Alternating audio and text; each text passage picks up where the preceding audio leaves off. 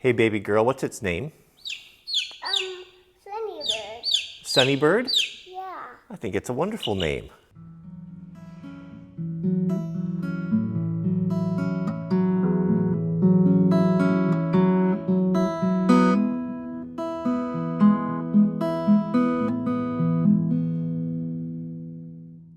Five more days until we move into the new homestead. I think what the plan's going to be is we have, Dry and I and the whole family has been getting everything put up on pallets and basically tearing the shop down. What I think we'll do, so we have a 40 by 40 shop right there over on the new place. What the plan is we'll take down the pallet racking, get everything over there. We'll set up the shop first and then start working on the house. So in the meantime, we've got to switch out all of the fire pumps and everything on the Q-Tac from the 125 to the 85 gallon tank. I'm going to bring that in there now and we'll do that together real quick. Hopefully everything will go right together.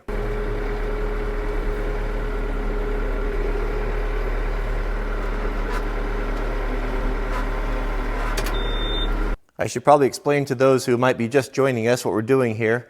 So the Q-Tac fire skid tank is 125 gallons, and that's too heavy for a little side-by-side.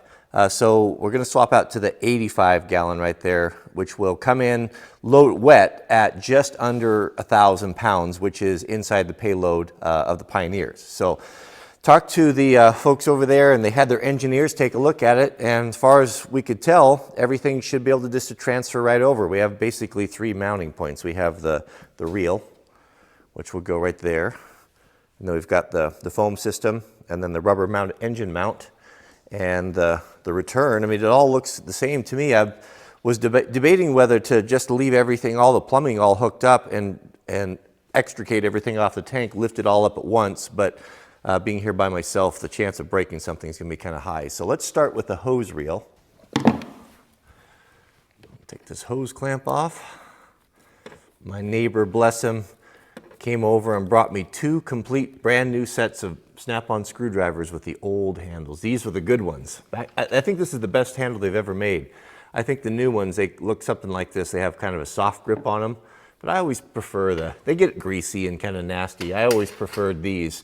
I had, when I originally bought my SnapOn Tools in high school, I bought the blue for the regular and then the black, I think it was green for Phillips. But these, there's nothing like a Snap-on screwdriver. They hold better than anything I've ever used.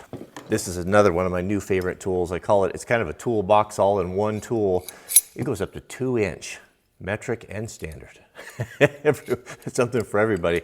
It's just basically a really high quality German adjustable wrench that locks in really nicely. It doesn't seem to strip bolts too bad, but it'll fit about anything. I bet you don't have a Phillips screwdriver this long. When I go to garage sales, I always look out for Snap-on Tools. I found this, my neighbor down the road had it. He had it listed for $1.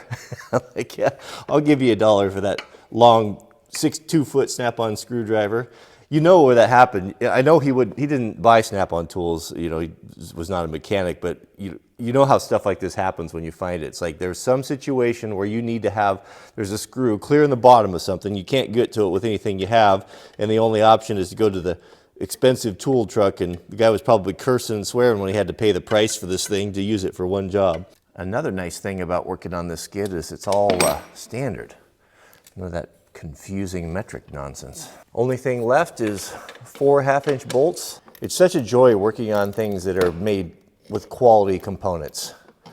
Everything you look at here, everything is, you know, like they're using Hastings reels, you know, there's no corners cut. You know, you work with that Chinese garbage, and I mean, you can just tell when you're working on it. No one cares, no one takes any pride of ownership. Everything looks shiny and nice, and 6 months later the stuff's all falling apart and it's just garbage. You know, you don't save money by buying that stuff. You really don't. You end up costing you more because it just doesn't last, won't hold up. Stainless steel, aviation grade nuts, all of the tubing, everything I look at, USA, USA, USA. It's, man, I'm looking, I think we're gonna get back to that. I think people are fed up with China, and I think we're gonna have a boom in US manufacturing. Hose reel should be free. This is pretty heavy, it's all full of water. Let's pull this off, we'll just lay this on the ground. so we don't have to carry all that extra weight over. Oh, it's nice and light now. Okay, let's transfer over those bolts. Boy, those are custom. Don't lose those. Pretty clever mounting system. Carriage, kind of a carriage style bolt. Carriage style bolt usually has a half dome head on it and a square at the shoulder. And they're used in applications where you can't get to the back side of it. And when you so having that square shoulder on there, when you tighten it, it hangs in this groove and then it won't twist on you.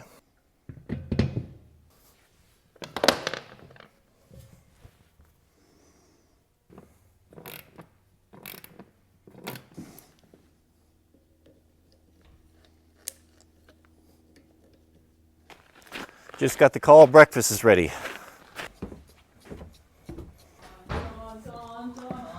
How goes the moving? There's a little bit of insanity going on here, and that's just fine. Jack, how you doing? Well, I'm hungry. What's Jack got for breakfast here? Well, your food is in the office, but I make breakfast burritos. Ooh, I'll have that. Where's the baby? She's outside. Ooh, that looks pretty good, Jack.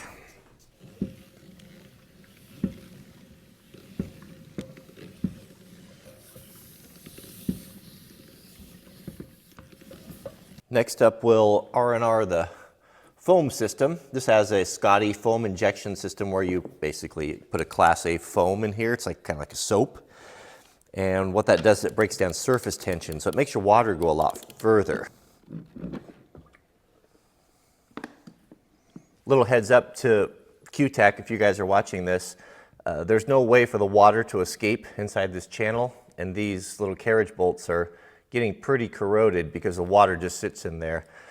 Might be a good idea if a guy could find, or if you guys could find a stainless option that's not going to corrode, or even drill a weep hole here so that the water can escape, because it's just going to sit in there and corrode. These are already getting a little bit rusty.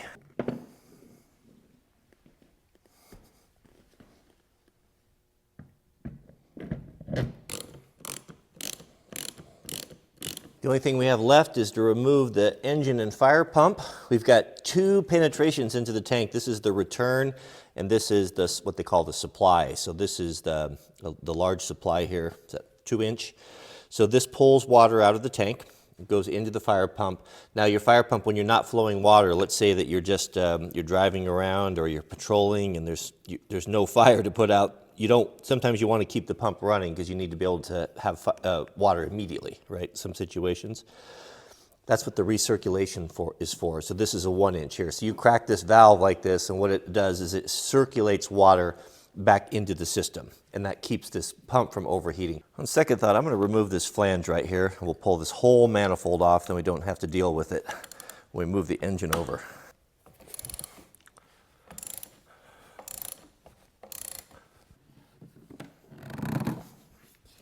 Again, when you're removing these hoses like this, they can really give you trouble. You got to break that seal. There's a bunch of crud that gets down in there on the hook on the barbs, and if you can get a ice pick or some sort of a tool, and this is usually where I stab a hole in my hand.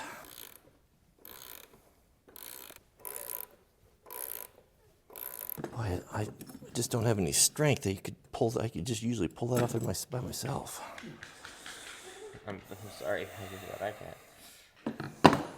Okay, what if we got a jack? We have a small bottle jack? Grab that yellow one, bring that over here.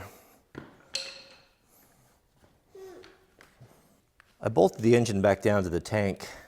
I'm going to be very, very careful here. If I can put a little bit of upward pressure on this.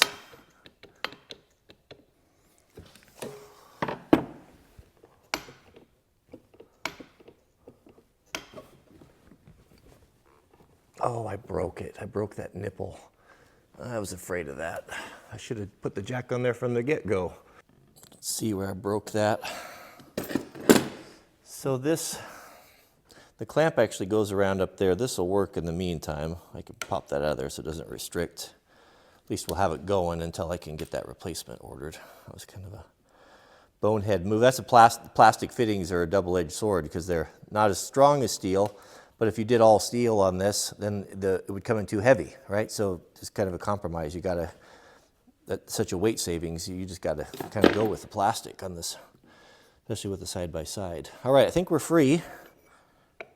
The thing that I'm noticing with my shoulder is I can, if I keep it close to my body, I can pick things up. I can even pick up toolboxes. It doesn't hurt at all.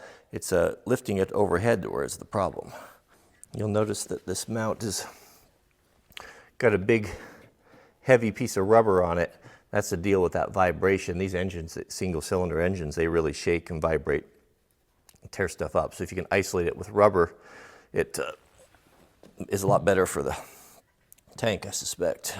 This is one of the chicks that you hatched from the egg? Yeah. Boy, they're getting big, aren't they? They're ugly though.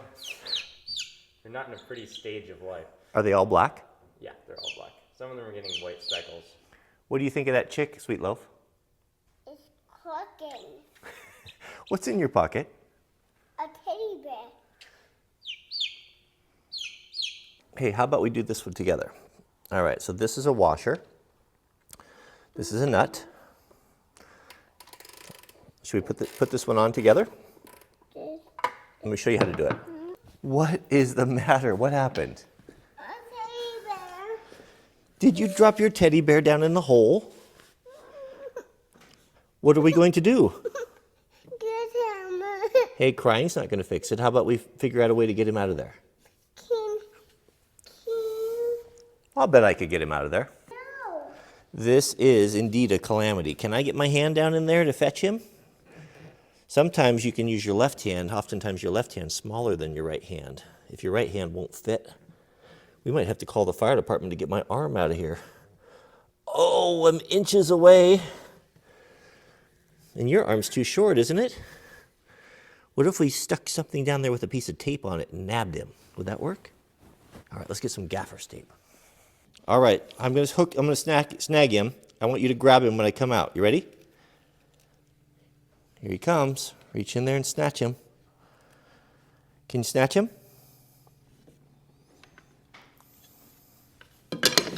Be careful with your bear.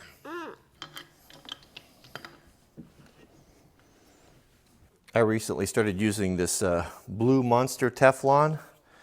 Man, this stuff is really good. It seems to work a little bit better than that, just that cheap white stuff. And for big fittings, if you can get the wider stuff, like the 1 inch, that really works good. So always, listen, I'm doing it wrong here. When you put your Teflon on, roll off the bottom of the spool there. See how I had it wrong the first time? And always go clockwise. This way, when you tighten it, it won't come loose on you. And then when you're putting it on, you can put a little resistance on here and put it on nice and tight on the threads. How many? Well, that's the great debate, isn't it? But I say you can't go wrong with about 3 or so.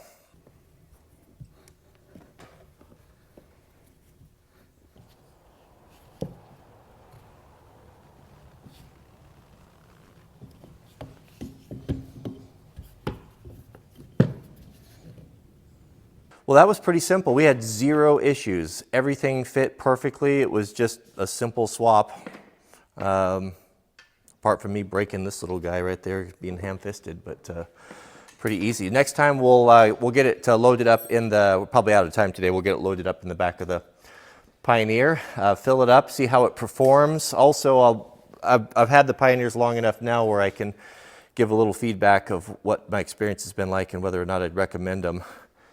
And but I'm really anxious to see how it performs when we throw 1,000 pounds in the back. That's going to be interesting. So thanks for watching. Keep us in your prayers. May God bless you and your families, and we'll see you guys on the next video. You take some A&P classes in college? Yeah. We've got our MRI images back on the shoulder, and we're going online trying to match up what a torn rotator cuff looks. But all it looks like to me is a ribeye, as Jack said. It totally looks like a Hey, ribeye. Mama. Hey, Papa. Look what I got. Oh, Dad. Great, great. Thank you. Hey, Papa. Hey, Papa. Yeah. Come over there. All right, I'm coming.